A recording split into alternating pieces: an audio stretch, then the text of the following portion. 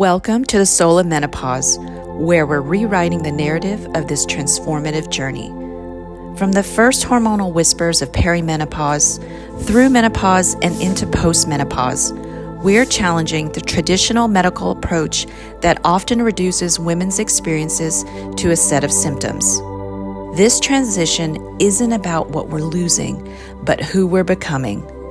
I'm Dr. K. Corpus, and this is the Soul of Menopause. Welcome, everybody, back to our podcast, the second season, and it is called The Soul of Menopause, where we explore the real, raw, and beautiful experiences that come with this powerful chapter of life. So I am Dr. Kate Corpus, and today we're talking about relationships, the ones we have with our partners, our friends, and maybe most importantly, the ones we have with ourselves.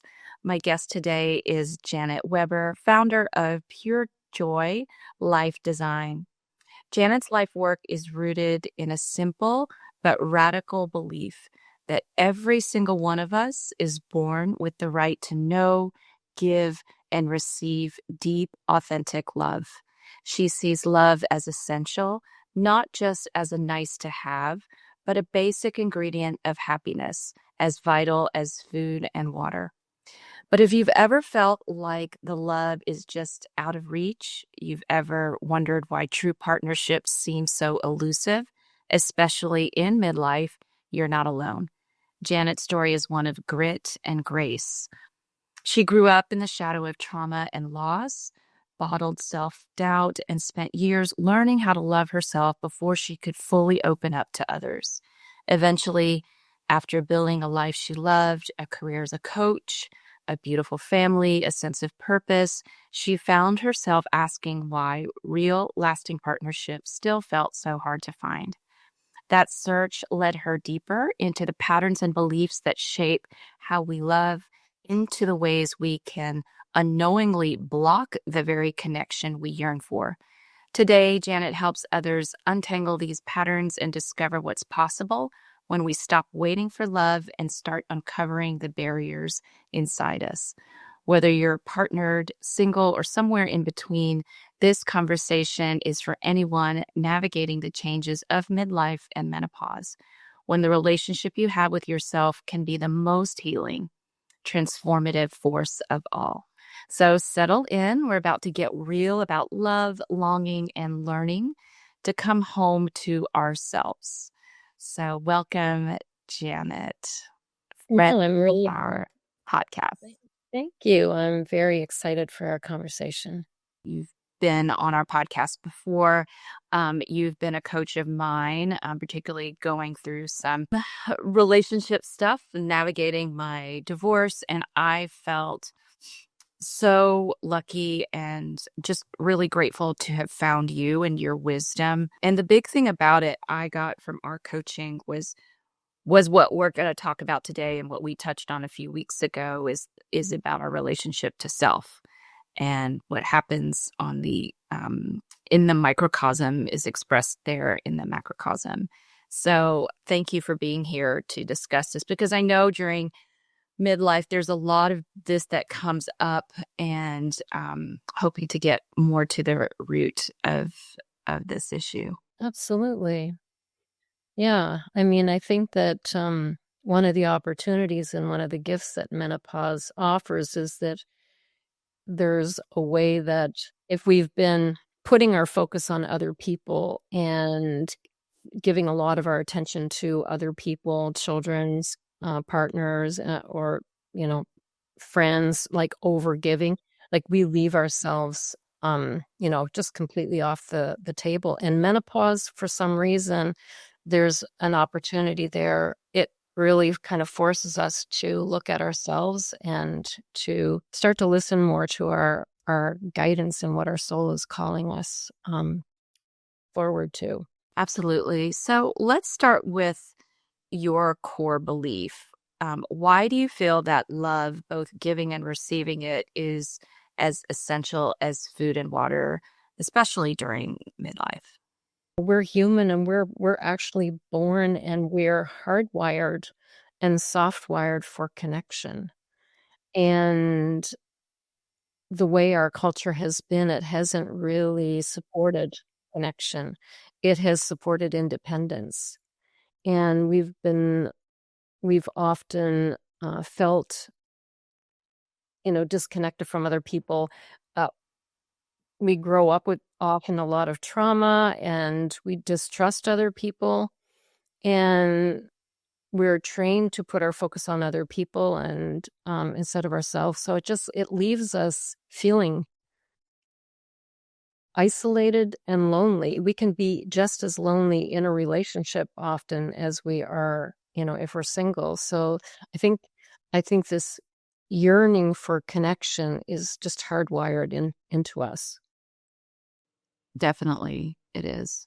And I think sometimes we've been trained, particularly as women, to do things on our own, be independent.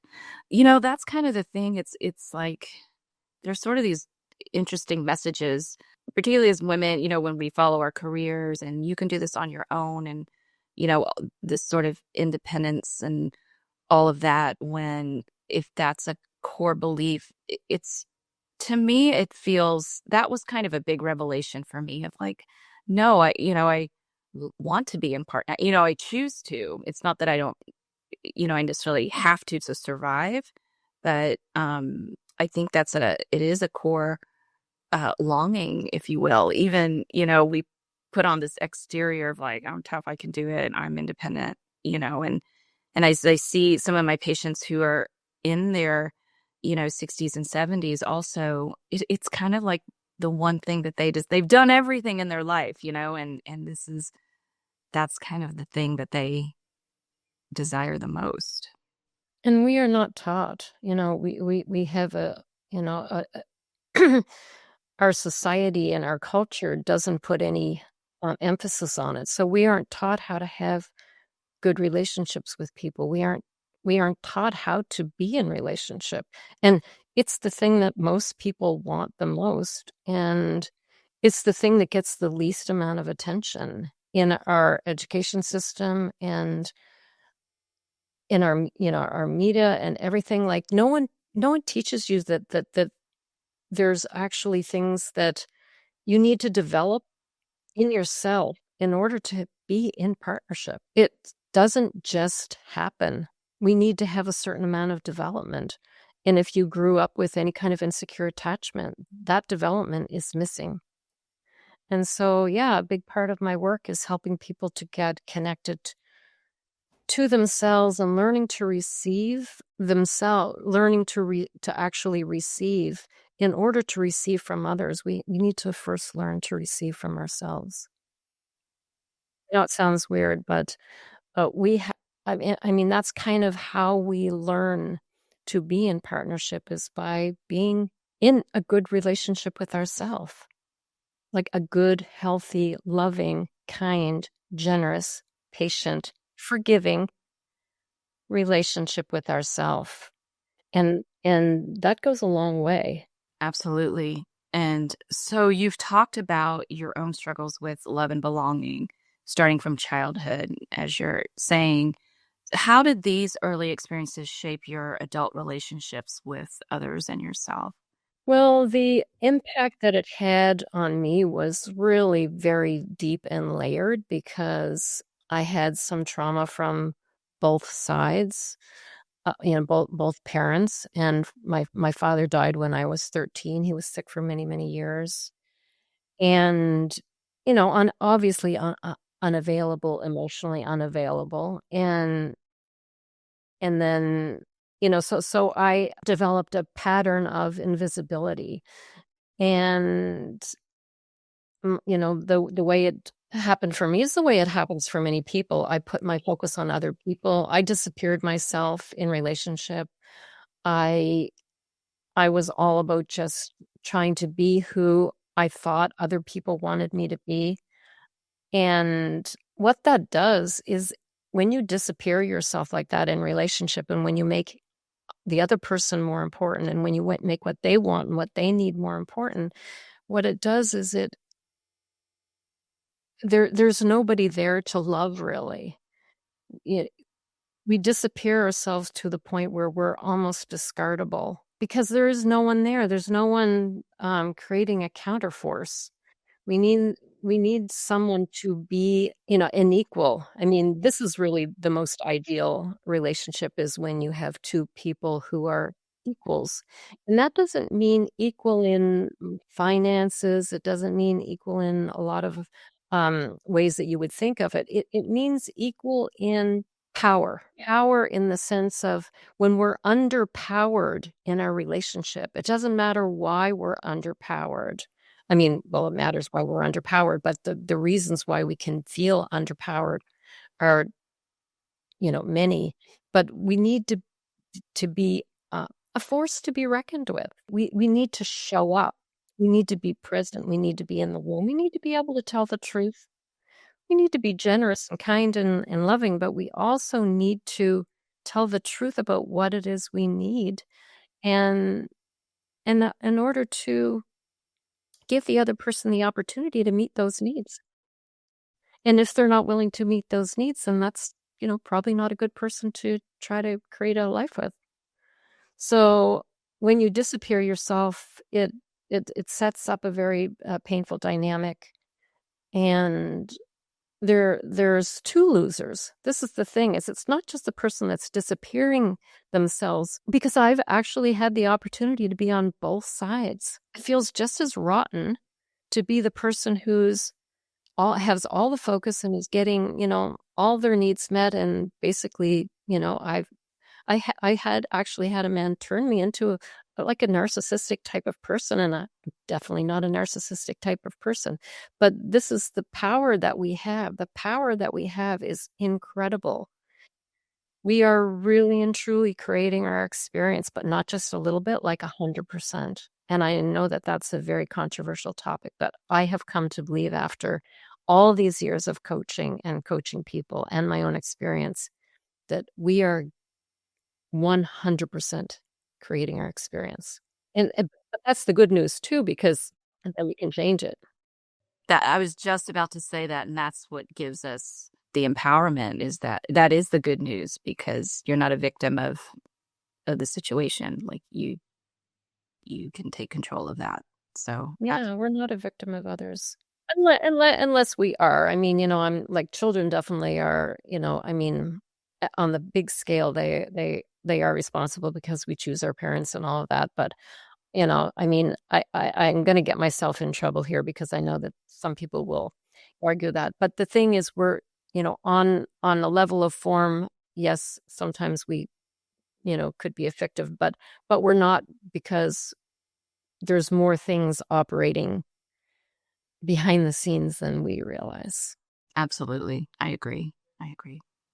So many women hit midlife and menopause and find themselves questioning old patterns, like you've mentioned. So why do you think these transitions, such as menopause and midlife, can bring our relationship challenges to the surface? So you mentioned, and I agree with you, being in relationships can be hard, but it's also like you need um the counter force. You need the opposing force, if you will, or you need a mirror to be able to, if you lived in a cave by yourself, you're really not going to necessarily have those aha moments. And relationships can really teach you of where to, look deeper, and they can be reflections of the work that we need to do.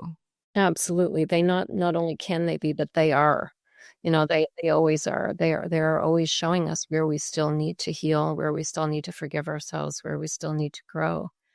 And so, I mean, that's kind of the purpose of relationships, I think. On a deeper spiritual level, they do really show us where we are in our development. And so if we have a lot of growing to do, and we're pretty unconscious, our relationships can get they can be pretty messed up. And so the more we grow and the more conscious we become, the more, forgiving and patient and kind and loving that we are with ourselves. Ultimately, there is no one else. We're only ever really interacting with our own consciousness. And that consciousness is being reflected back to us. And that is, the opportunity that relationships have. But I think that, the question you were asking me was, I kind of lost the question, but I think it's like the opportunity. Well, one of the things that, I am aware of, and with regards to menopause, is that it's a time in our life when we really have to, all of the boogeymen are going to come out of the closet. We've had so many messages from society and from Hollywood and from our culture growing up that influenced really the way we experience that life transition. Like there are cultures on planet Earth right now that are more matriarchal in their the way they are. And so a woman that is going through menopause and growing older is actually becoming more valuable and more revered. And so that's something that women have to look forward to. There's something even better when they become older and wiser, and they're not having as much of a problem with menopause as we do in the West, because we have the opposite. In the culture we've been brought up into, women are devalued as we get older, and the messages that we've got is that life is over, you're losing. And those stories can add an awful lot to the suffering and the experience that we have. If we weren't running the story that we are becoming less valuable, we would have a different experience.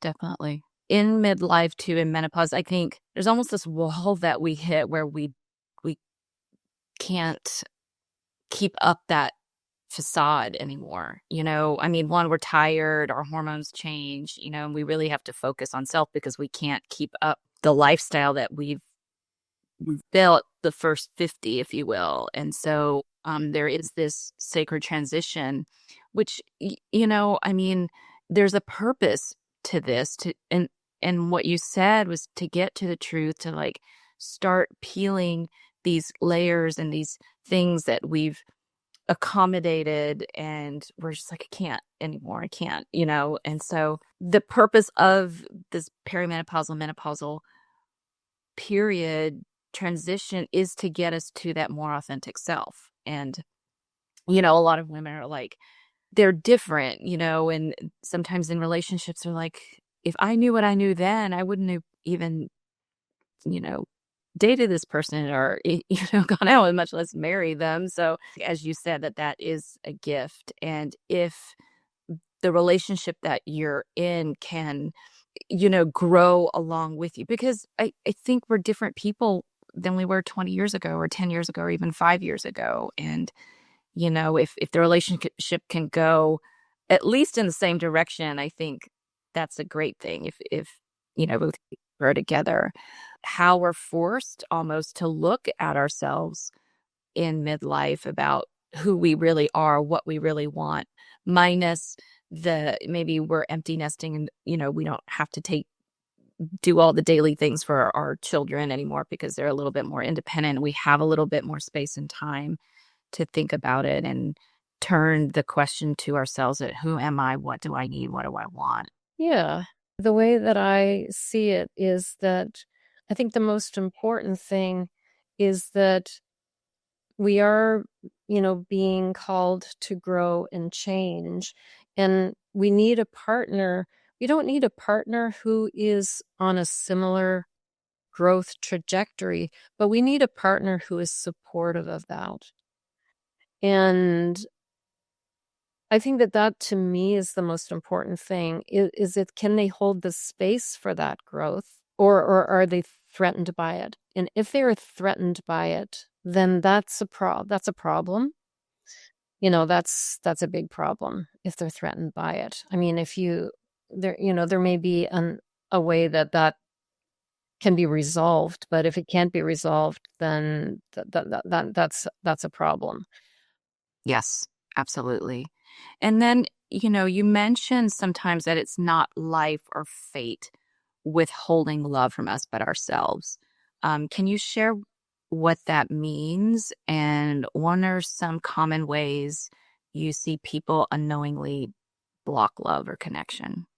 Well, by being, dysfunctionally independent, being unable to receive, being uninterested in people who are actually available. And that is a growing edge, because if we're unavailable for ourselves in a way that we're not really in relationship with ourselves, like we don't have a relationship with ourselves where we are encouraging of ourselves, supportive of ourselves, kind, like we know what we're feeling, we know what we're needing.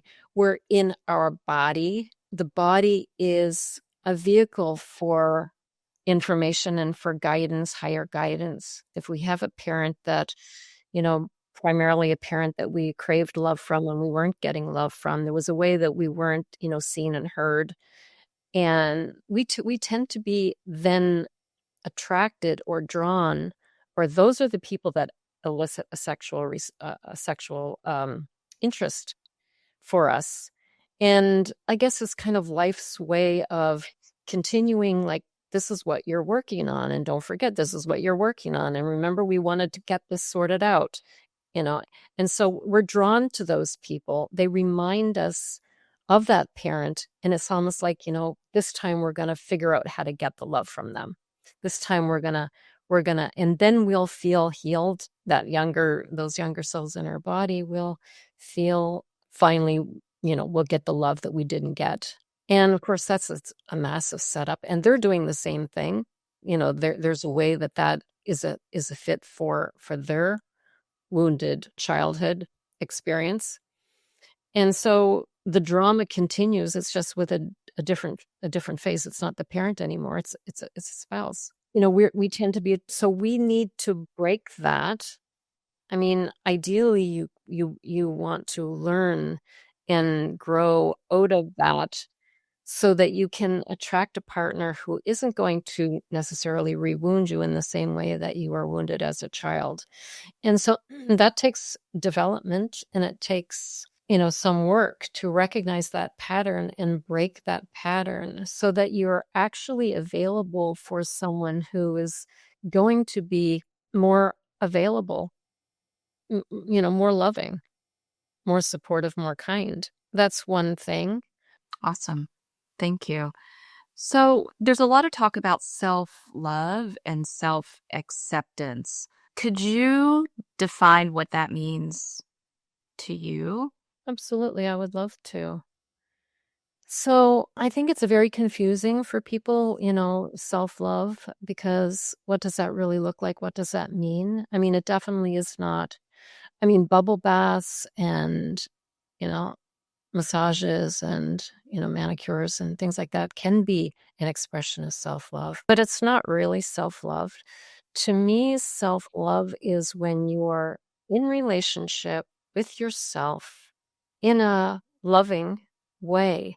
That means you talk to yourself. Your inner dialogue is loving, it's kind, it's encouraging, it's supportive, it's patient, it's forgiving. You're not criticizing yourself. You're not overly judging yourself. So there's two layers. So that's one layer. The ego is not our egoic self. We have two parts to our mind. So I'm a longtime student of A Course in Miracles, and the Course in Miracles teaches that we have two parts to our mind. We have our egoic mind that is in charge of keeping us safe or alive, even though it doesn't do a very good job often, because it can also, help us to commit suicide. It talks us into eating, donuts and drinking beer. And, so it doesn't do a super good job, but I mean, most of us are still here. So, I mean, it's doing a good job to a point.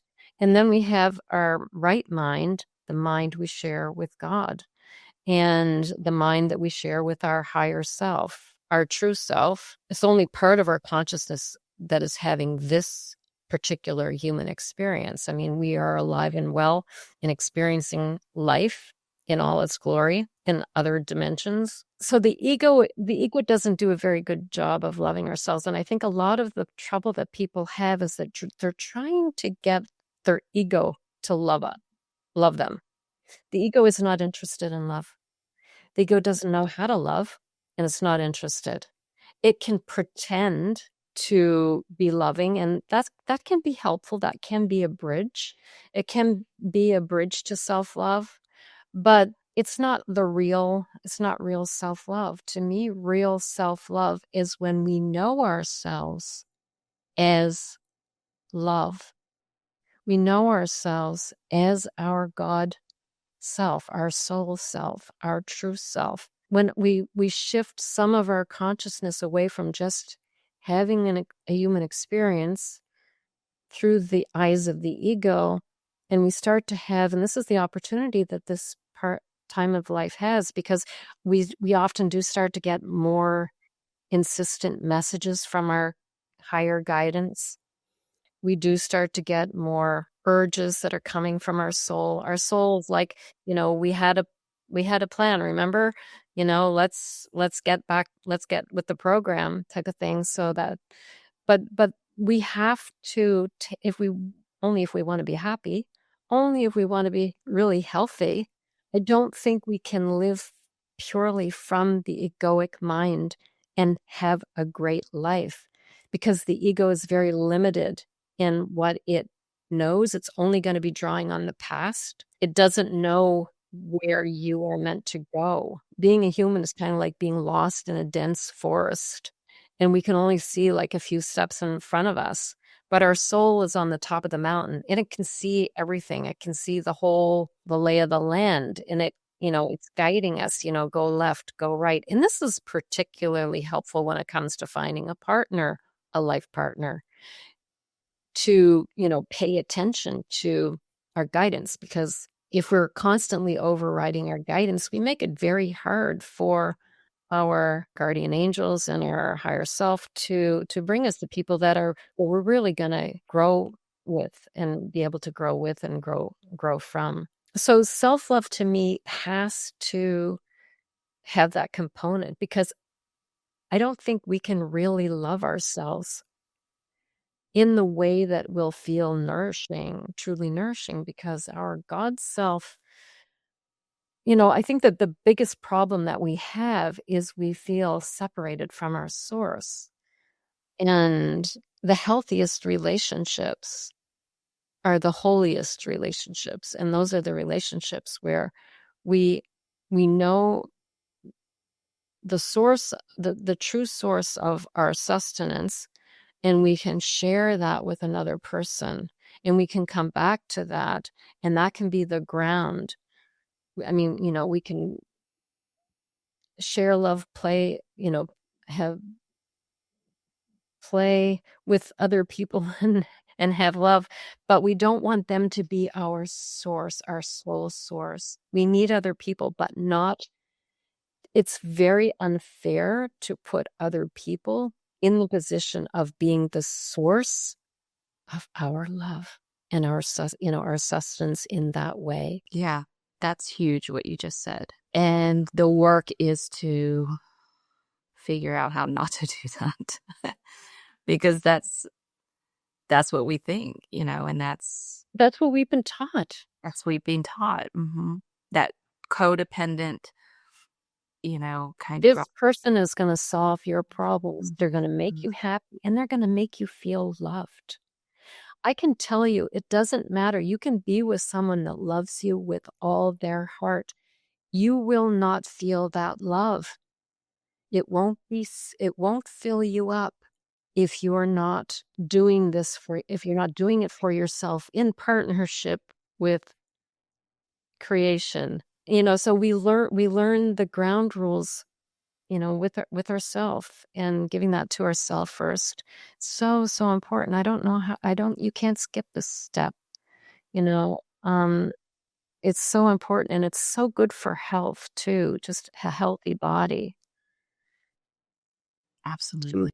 be at home in your own body and feel a sense of peace and contentment, and then we can extend that and receive that. This is the thing. It's receiving. There has to be a receiving. And we often think if we want something, we want love from somebody, we want it. But if we're not giving this to ourselves and there's a way that we're not receiving it from source, it just won't feel fulfilling. It won't land in the way. And we're blaming the other person. We're like, you're doing something wrong. You're withholding actually with love from me. When that's actually often not the case at all.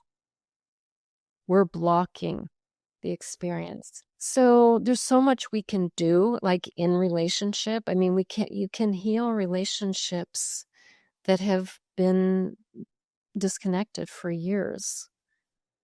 And as long as they're not, really destructive. But I mean, even then, like there's a way that, that if you've trained someone to be destructive, you know what I mean? So there's no general rule. Every case is different and every relationship is different, and you have to take it really on what it is, because I've really seen miracles in people, love being reignited after many years of feeling very disconnected. And that's, to me, that's a miracle. It's not just about finding someone else that is going to be the right person. We have to be the right person first. And then when we are the right person, we're going to be interested in the right person.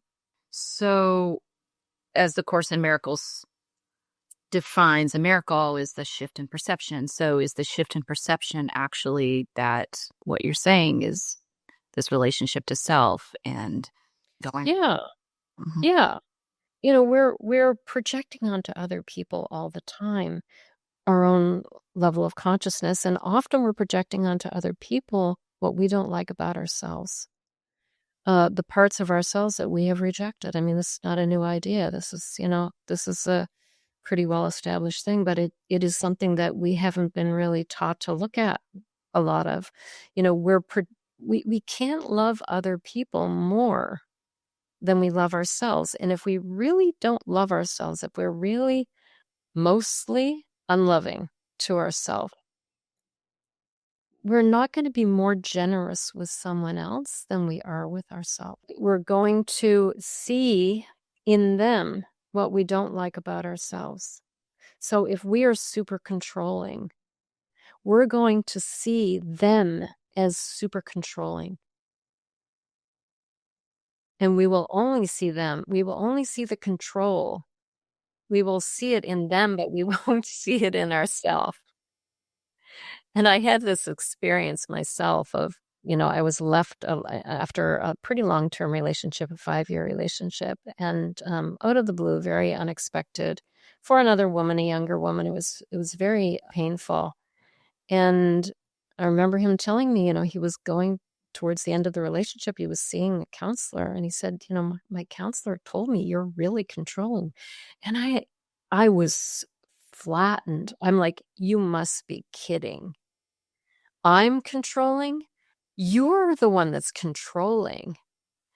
I was so convinced that my experience of him was just pure control. And it turned out when I really looked at myself and I started to grow and started to heal, I was like, holy crap, I really was controlling. I was so controlling. And these things they're painful when you have to see, when you see them. And then it's this moment of like, that's it. That's that portal into the healing. Yeah. Yeah. So I think that, the main message is that we have not been taught how to be in relationship with other people. And the way to be in relationship with other people begins with our relationship with ourselves. Absolutely. Well said. Yes. Mm-hmm. And so the obstacles to love are often no farther, than our own nose. Exactly. So, what advice would you give somebody who feels stuck in these patterns of self-sabotage and self-doubt around love? Where can they start? Well, I think it's a desire to look at themselves and to be willing to see themselves as the source of their experience and not just looking to outside circumstances. I just haven't met the right person because I haven't been in the right place, or men don't like people like me. They don't like women who are like me. Maybe I'm too loud, I'm too fat, I'm too thin, I'm too tall, I'm too successful, I'm too this, I'm too that. Like, rather than being if that's where you are, then obviously there are coaches and there are programs out there that are going to meet you in that very surface realm. But if you really want to heal and grow and be in relationship, like a really soulful, healing relationship, loving relationship, then see what you're drawn to, like that, like to get on that healing path. I mean, maybe it's the Calling in the One book. You could start with that. That's a very, very good book as a starting place. There are many good books and many good programs. And fortunately, it is changing. The world is changing. There are so many more teachers that are addressing the issues that we have in relationship. I would start doing the Course in Miracles if that speaks to you. If it doesn't speak to you, if it really leaves you cold, if the language disturbs you. It is written in a very patriarchal language, but that is kind of intentional. And men have gotten, the divine feminine has really been almost eradicated from planet Earth over millennia, and that is like a tragedy. And that is, the divine feminine and is coming back. But men have also had a really rough go too. I mean, there aren't good role models for men. I'm just happy I never had any boys. I just feel like it would have been so dismal for them. There's so few role models in the world for men and young men, and they're just they're confused too. Men are confused, and they have been hurt too. So it's not just women, it's both. And we are slowly, and this is the beautiful thing about this time, we are healing. The divine feminine is healing, and the divine masculine is really coming back online. And that's another beautiful thing about right now, is that more men are waking up. More men really are becoming more conscious and taking on self-growth work. That's great. So, I agree with you, and here's where I feel that's really why that's happening. And a lot of women are we're doing our work, and this, and as you said, the sacred feminine is coming, more online and more embodied. And the sacred feminine, I feel, she knows who she is and what she wants, and holds those boundaries and holds her heart wide open at the same time, which in partnership, it does, again, it could force the masculine, if you will, if that word, or encourage the masculine to go into their divine masculine, their sacred masculine. So I think, you know, that play is helping in that ascension of those two polarities. Absolutely. We've been encouraged to take on to take on the masculine role in our life. We've been, that has been definitely was one of my hindrances that I discovered, is just this. It was a missing development, to really be in that receptive, divine, feminine place. And that felt very scary and very vulnerable. And, I was just more comfortable with being in the more masculine control mode. That's confusing for men, and it doesn't help them to step into their masculine. Can I ask you a question? How would you define sacred masculine? Yeah, I love that question. I have a whole page that I've devoted to just that, keeping the divine qualities of the divine masculine. Like, I think it definitely is protective. It is powerful. There's nothing wrong with that.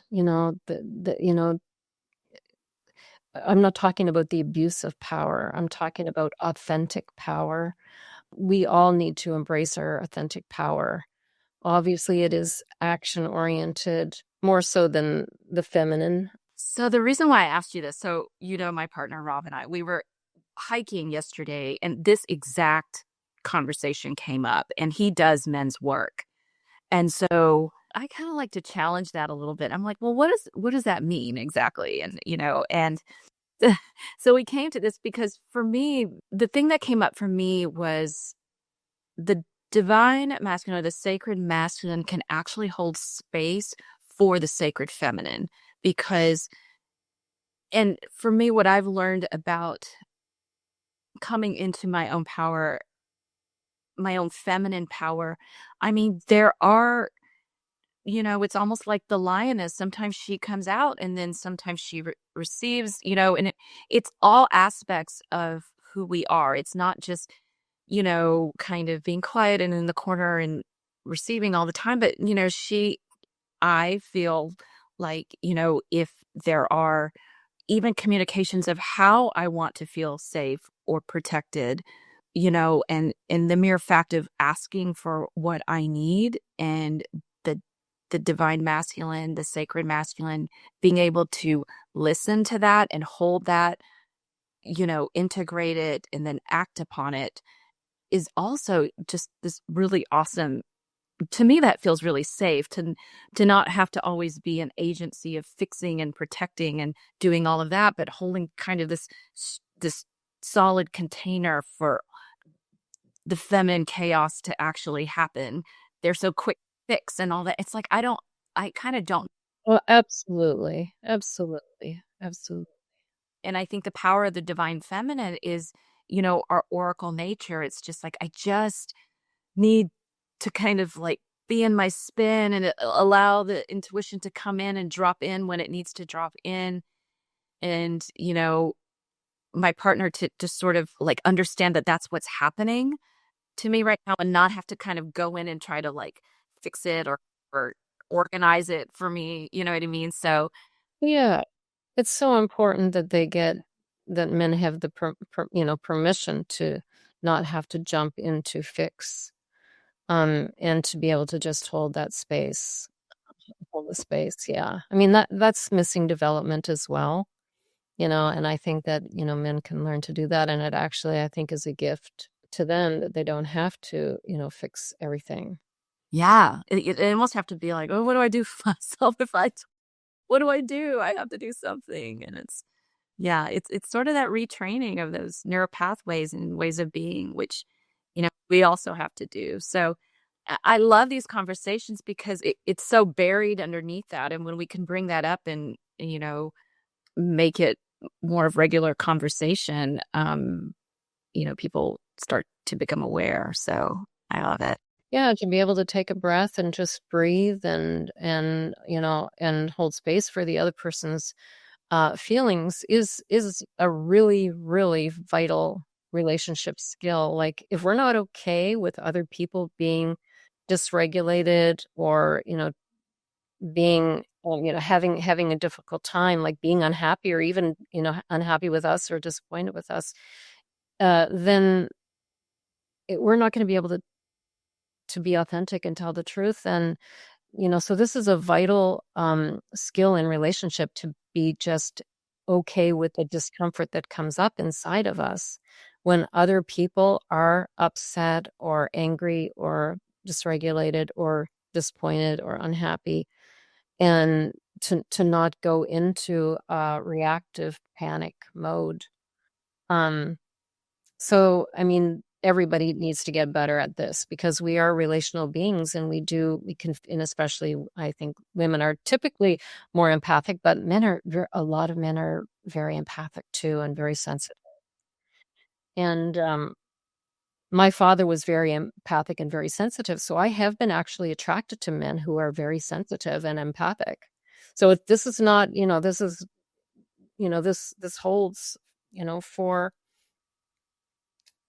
many, many men.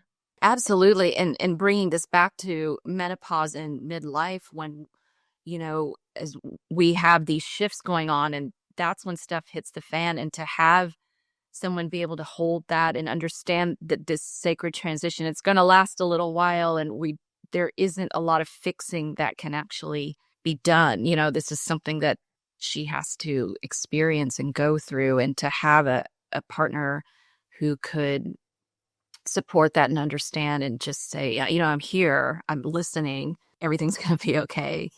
Yeah. Yeah, exactly.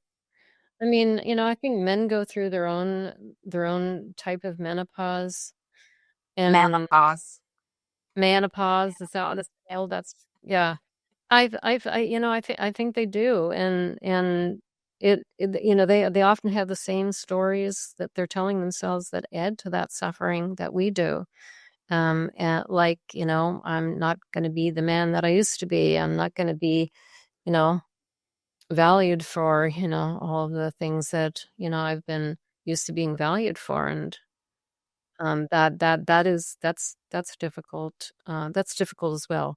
So I guess we all have to have a lot more patience and forgiveness for our humanity, and yeah, I mean, I think that's the name of the game, is just to have a lot more patience and a lot more forgiveness for ourselves and other people.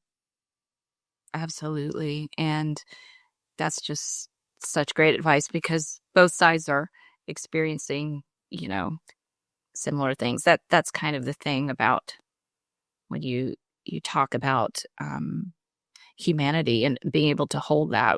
It's not just one person going through it. We're all going through it at some point in time, and having, some mercy around that. So yeah. I mean, I think that the most important thing is with menopause is to, what are the actual physical symptoms, and obviously, bring some acceptance and love and kindness to that, or how am I adding to my suffering with my thoughts and my beliefs about what's happening?